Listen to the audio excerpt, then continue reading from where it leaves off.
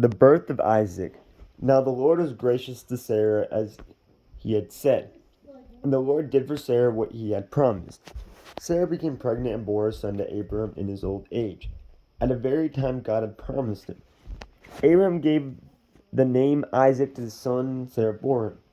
When his son Isaac was 8 days old, Abraham circumcised him, as God commanded him. Abraham was 100 years old when his son Isaac was born to him. Sarah said, God has brought me laughter, and everyone who hears about this will laugh with me. And she added, who would have said to Abraham that Sarah would nurse children?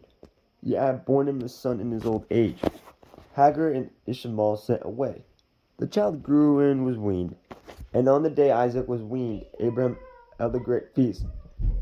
But Sarah saw that the son whom Hagar the Egyptian had borne to Abraham was mocking. And she said to Abraham, get rid of that slave woman and her son, for that woman's son will never share in the inheritance with my son Isaac.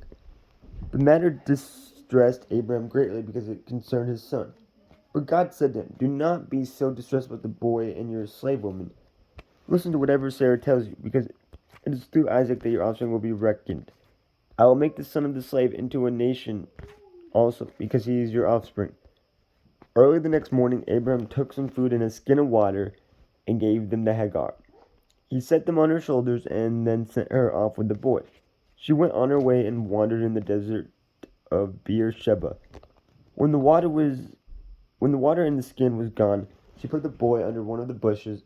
Then she went off and sat down about a bow shot away. For she thought, I cannot watch the boy die, and she sat there and she began to sob. God heard the boy crying, and the angel of the Lord called to Hagar from heaven and said to her, what is the matter, Hagar? Do not be afraid. God has heard the boy crying as he lies there. Lift the boy up and take him by the hand, for I will make him into a great nation. Then God opened her eyes, and she saw a well of water. So she went and filled the skin with water and gave the boy a drink. God was with the boy as he grew up. He lived in the desert and became an archer. While he was living in the desert of Paran, his mother got a wife for him from Egypt. The treaty at Beersheba.